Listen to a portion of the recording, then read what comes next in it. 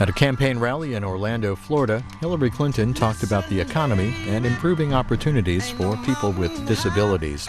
She begins by commenting on recent fatal shootings by police. This is 40 Minutes. Hello, Orlando. Wow, thank you all so much. I am so happy to be back, and I want to thank all of you for being here today at the Frontline Outreach Youth and Family Center, which does so much good work in the community. I want to acknowledge your terrific mayor, Mayor Buddy Dyer, who was here earlier. I want to thank Pastor Wint, Tiffany Namey, the chair of the Orange County Disability Caucus, and everyone, especially Val Demings. Where's Val? Val, I know, got this crowd really whipped up, and I want you to stay whipped up for Val. She is going to be a great member of Congress for everything that we care about and are fighting for. I want to thank Anastasia for that introduction. Didn't she do an amazing job? I first met Anastasia when she was 9 years old. She raised her hand at a town hall and she said, "My twin sister can't speak." Because of that, they put her in a separate class apart from the rest of the kids. But she can communicate with a computer. And she's very smart and would do just as well as anyone else if the principal and teachers would just give her a chance. I was just blown away by this 9-year-old girl, her confidence, and how much she loved her sister. So Anastasia and I have stayed in touch over the years. When she grew up, she became an intern in the Senate. I was so proud of her speech at the Democratic National Convention in Philadelphia, too. And I'm very excited that she's here with us today. I also want to thank Orlando. It's great to be back in this wonderful city with all of you. You've been through a lot this year.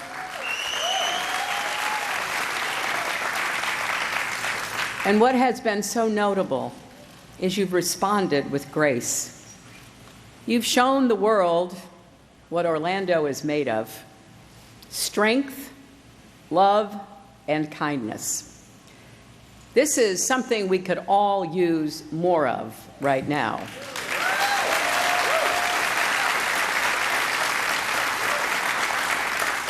I'm here today to talk about how to make our economy work for everyone, but first, I need to say something about two very upsetting incidents that took place over the past few days. First, an unarmed man named Terrence Crutcher was shot and killed by a police officer in Tulsa. Then a man named Keith Lamont Scott was shot and killed by a police officer in Charlotte.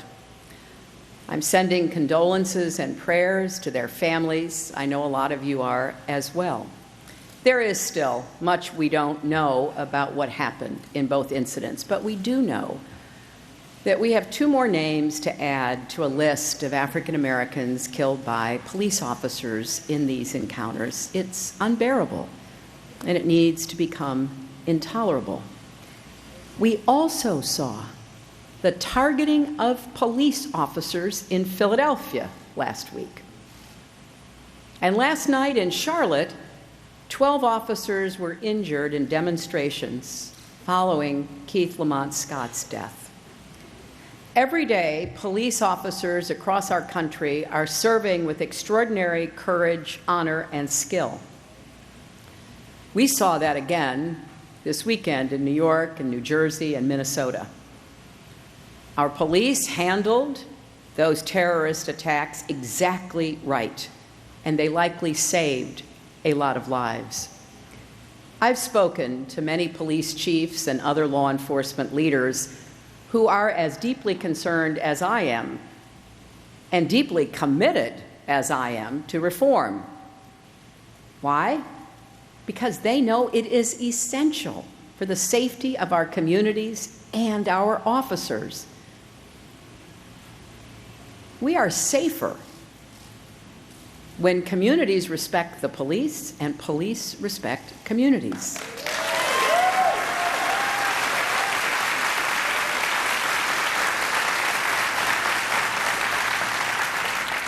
I've also been privileged to spend a lot of time with mothers who've lost children and young people who feel that as far as their country's concerned, their lives seem disposable.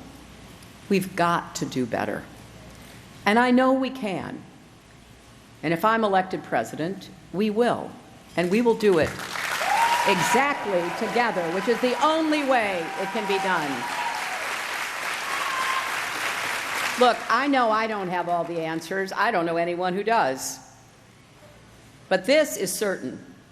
Too many people have lost their lives who shouldn't have. Sabrina Fulton has become a friend of mine. Her son, Trayvon Martin, was killed not far from where we are today. Sabrina says this is about saving our children. And she's absolutely right. We need to come together, work together, white, black, Latino, Asian, all of us, to turn the tide, stop the violence, build the trust.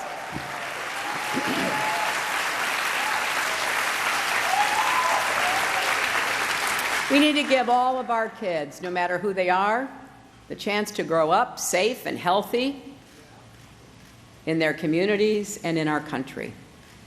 Now, there are so many issues we need to take on together, and that's why we're here today. Because in just 48 days, can you believe it? 48 days, Americans will go to the polls and choose our next president.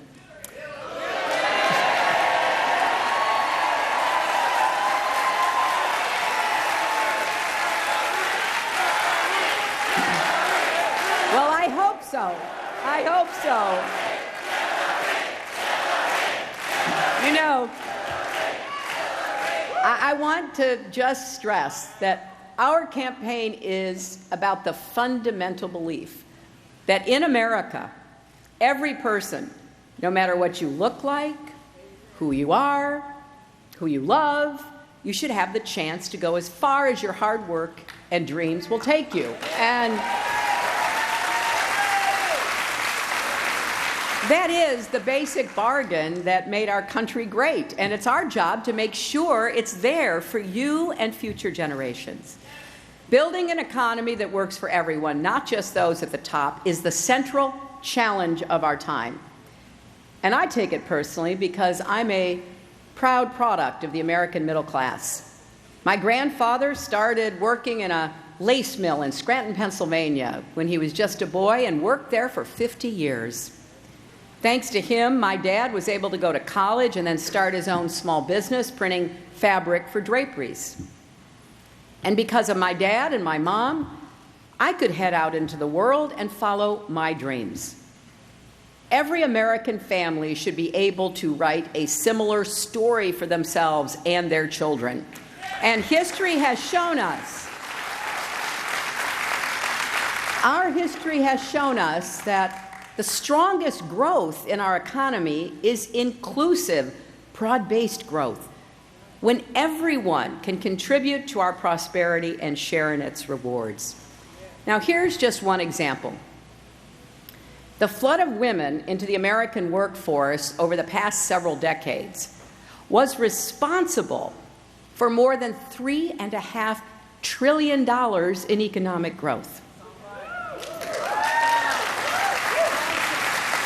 But as women's labor participation has slowed in recent years, due in part to our failure to provide family-friendly policies like paid leave and affordable child care, so our economic growth wasn't as strong as it could have been.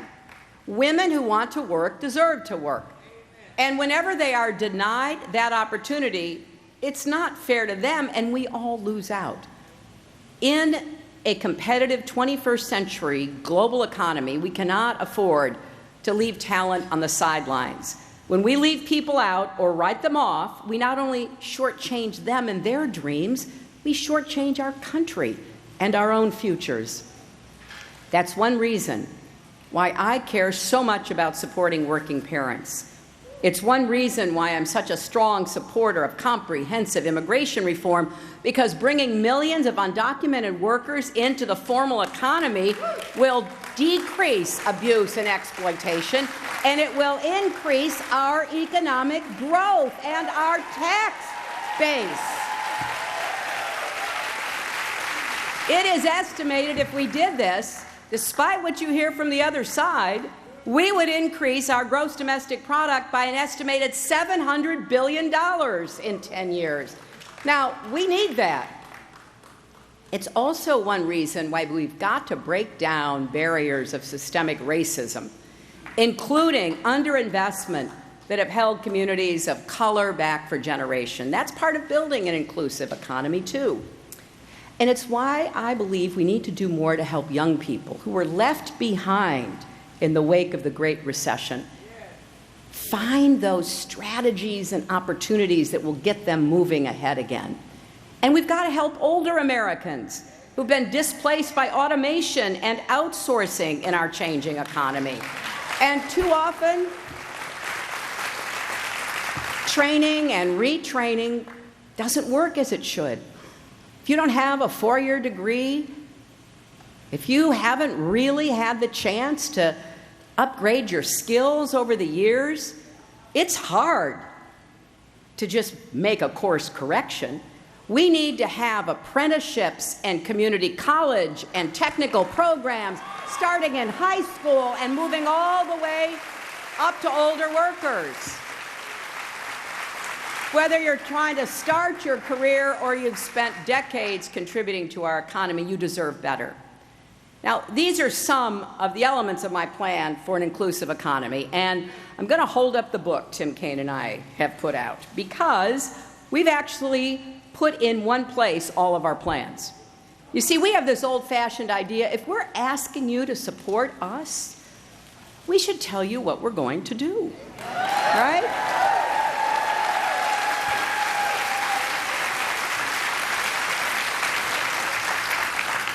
And today I want to focus on one area that hasn't gotten enough attention. It concerns a group of Americans who are too often invisible, overlooked, and undervalued, who have so much to offer but are given too few chances to prove it. Now, that's been true for a long time, and we have to change it. I'm talking about people with disabilities.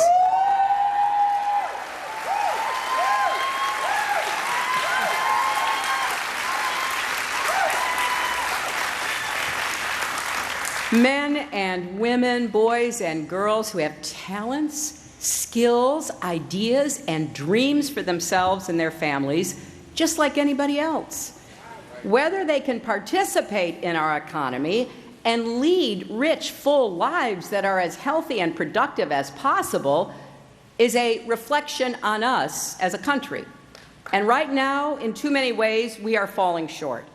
We've got to face that and do better, for everyone's sake, because this really does go to the heart of who we are as Americans.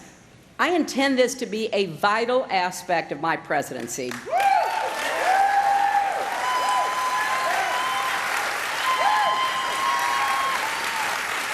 I want to bring us together as a nation to recognize the humanity and support the potential of all of our people.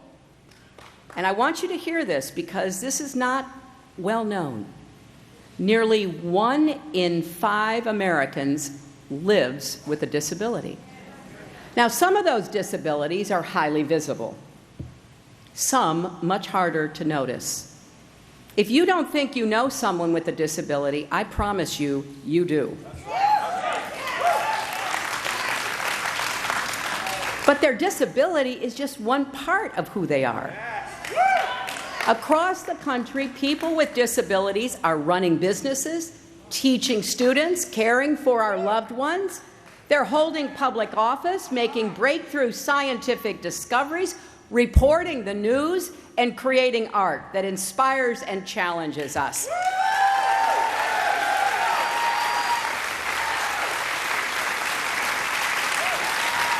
They're veterans whose service and sacrifice has protected our freedom and kept our country safe. They're working in the White House.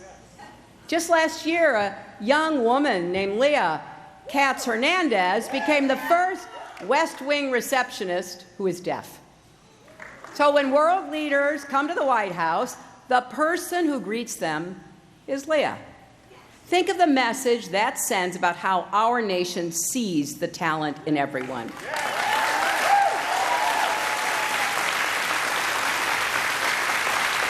And Americans with disabilities are working on presidential campaigns. I know, because several of my staff and advisors have disabilities, and they're doing phenomenal work. I'm grateful to them every single day. And people all over America would say the same about their boss, their colleague, their employee, their family member with a disability. Now, over the past few decades, our country has taken leaps forward, not just in recognizing the humanity and dignity of people with disabilities, but in making long overdue changes in our schools, workplaces, and communities so everyone can be part of our shared American life. Even so, not that long ago, if you had a disability, if you couldn't see, couldn't walk, lived with dyslexia or muscular dystrophy or some other health issue, that one fact was allowed to define your entire life. Because of that, and that alone, the world was closed to you. Not all of it, not for everyone, but for most people. Basic, essential things that others could do, you couldn't and never would. And that was that. I saw this for myself, as Anastasia said years ago, when I was just starting out as a young lawyer working with the Children's Defense Fund. One of my first assignments was to figure out why so many American kids weren't in school. We looked at census tract numbers and we said, okay, how many young people between 5 and 18 live in this census tract? Then we would look at school enrollment numbers and there'd be a gap. And we would say, wait a minute, where are the kids? Why aren't they in school? I went door to door, along with people across our country, going into different communities. I was in New Bedford, Massachusetts. We saw a notable disparity there, and I soon realized that part of the problem was kids were stuck at home because of disabilities. There were kids who were hard of hearing, kids with intellectual disabilities. I remember one little girl in a wheelchair who was smart, curious, desperate to go to school, but that chair held her back. Not all schools had ramps or accessible bathrooms. Most teachers and aides weren't trained to help her, so she didn't get to go. It felt like the world had said to her, sorry, kid, your life just isn't going to be worth very much. And she and her family weren't rich, they weren't powerful, so what could they do about it? That little girl reminded me of another little girl, my mother. She didn't face the same challenges, but she too was blocked from a full and happy childhood, abandoned by her own parents, raised by grandparents who didn't want her, and ended up on her own when she was just 14, supporting herself as a housemaid. But then something finally went her way.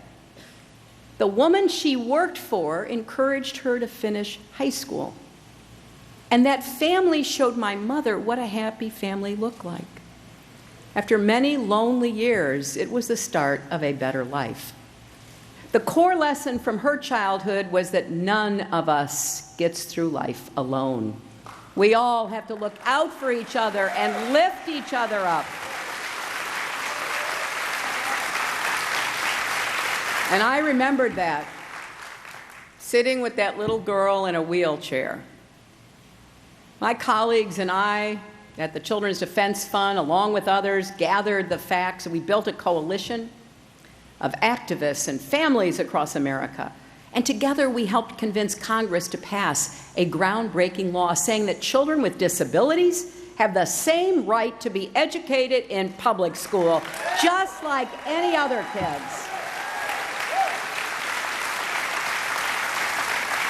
So we opened the doors to school, and then some years later, I was so excited when Americans with Disability Act finally passed 26 years ago. It was bipartisan. The notion that workplaces and public spaces belong to everyone was something Democrats and Republicans both supported. And by the way, I'm proud that some of the Democrats and Republicans who passed that landmark bill are supporting my campaign because they know where my heart is on this.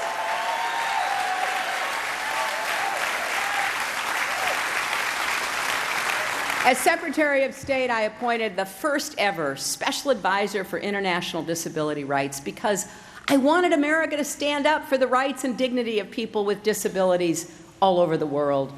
And over the years, I've spent a lot of time working for kids with disabilities. In addition to Anastasia, who spoke at the convention, another young man, Ryan Moore, also spoke there. I first met Ryan when he was 7 years old. I was fighting for health care reform. He was born with a rare form of dwarfism, but he never let that stop him.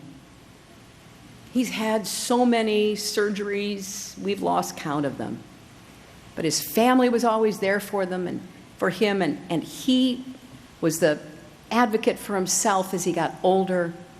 Now he's a college graduate working in the technology department of his local school district, and he's just one of the most optimistic people you'll ever meet.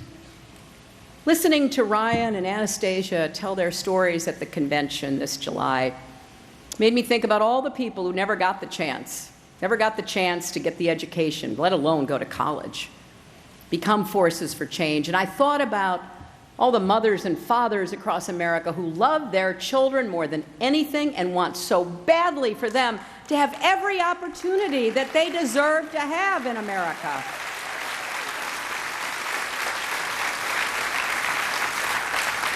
I'll never forget something that the actor Christopher Reeve said. Some of you may be too young to know who he was. He was a huge star. He played Superman. He was unbelievably good looking. He and his wonderful wife were friends of mine. And then he was paralyzed in a horse riding accident. He once said he had been thinking about a phrase that comes up a lot in our politics: family values.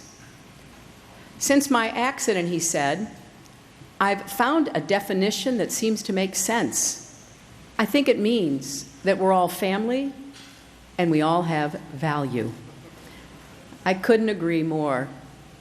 We've come a long way since the fall of 1973 when I was going door to door talking to kids and families, but make no mistake, we still have a lot more work to do. We can't be satisfied, not when over 60% of adults with disabilities aren't in the workforce, not when businesses are allowed to pay employees with disabilities a sub-minimum wage.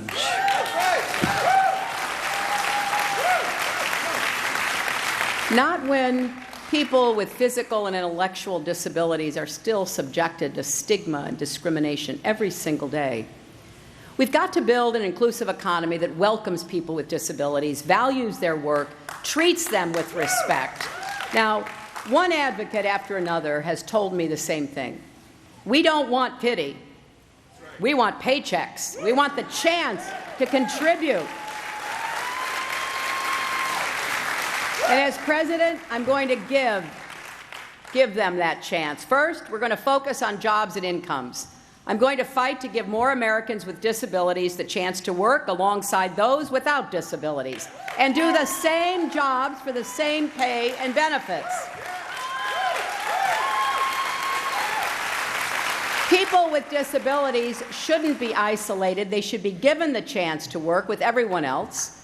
And we're going to eliminate the sub-minimum wage, which is a vestige from an ugly, ignorant past.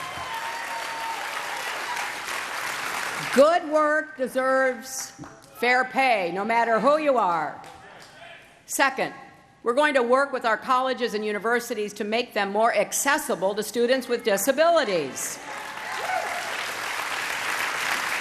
To have a truly inclusive economy, we need a truly inclusive education system. So let's raise our standards. For too long, accessibility has been an afterthought. Let's make it a priority.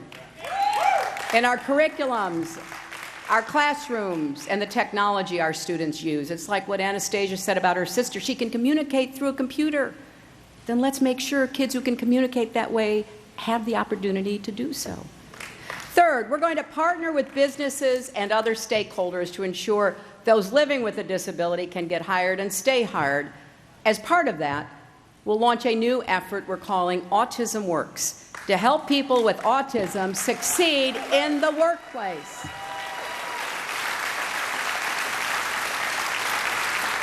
Fourth, let's build on the success of the Americans with Disabilities Act by finally ratifying the United Nations Convention on the Rights of Persons with Disabilities.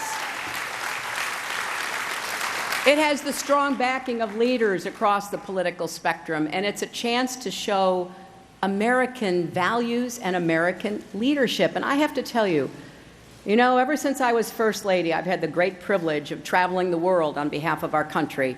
When I was Secretary of State, I went to 112 countries.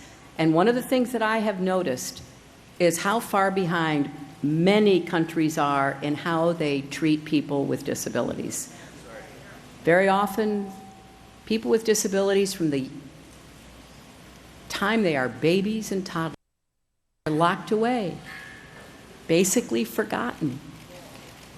I want us, since we have been the leader in this area, to get that ratified and then to demonstrate to other countries what we have done and are doing to give dignity and opportunity to people with disabilities. Now, these ideas are just a start. We're working with advocates to come up with even more. If you've got an idea, we want to hear it. Go to HillaryClinton.com and leave your ideas, because we are really welcoming this debate. This issue is very close to my heart. I've always believed that the ultimate test of our society is more than the size of our economy or the strength of our military. It's how we treat our fellow human beings, especially the most vulnerable among us. And on this front especially, I intend for my presidency to move our country forward. Together, we will make our economy and our country more welcoming to people with disabilities, because we all win when everyone gets to share in the American dream. Now, if you want some proof, let me tell you this story. It's a story of a woman named Freya David. Now, some of you may have read about Freya in the Boston Globe. I've carried a copy of that article around with me because I loved it so much. Freya has Down syndrome. When she was 21, she got her first job at the local McDonald's. Her mother was a little worried, as any mother would be. She wondered, would Freya be able to handle being independent? Could she handle the job? Would she even pass the 6-month training program? Well, not everyone in her class passed, but Freya did. And then she excelled at that job for 32 years.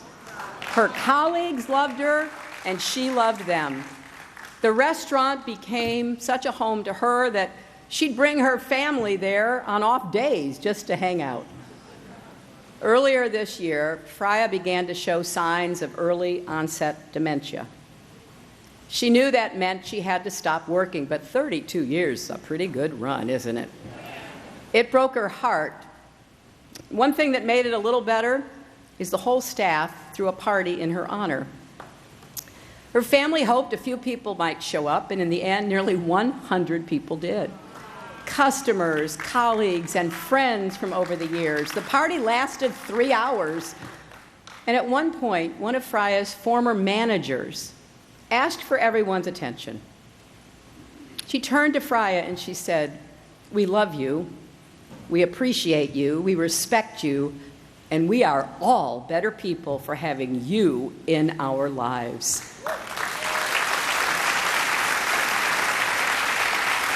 My friends, after years of hard work and treating people right, isn't that what we all want to hear? Isn't that America at our best? We don't thrive on tearing each other apart or separating ourselves. We know we are stronger together. We believe in equality and dignity for all. And when we fall short, we strive to do better, not to blame and scapegoat, but to improve ourselves, to move toward becoming that more perfect union that our founders hoped for. This election is a chance for us to move still closer to that goal, to make sure everyone can contribute to a growing and prospering America. To say loudly and clearly, in this country, no one's worthless, no one's less than, we're all of value. In the United States of America, the greatest country in the world, we believe everyone is created equal. And you know what else we believe? We all believe love trumps hate. Thank you all.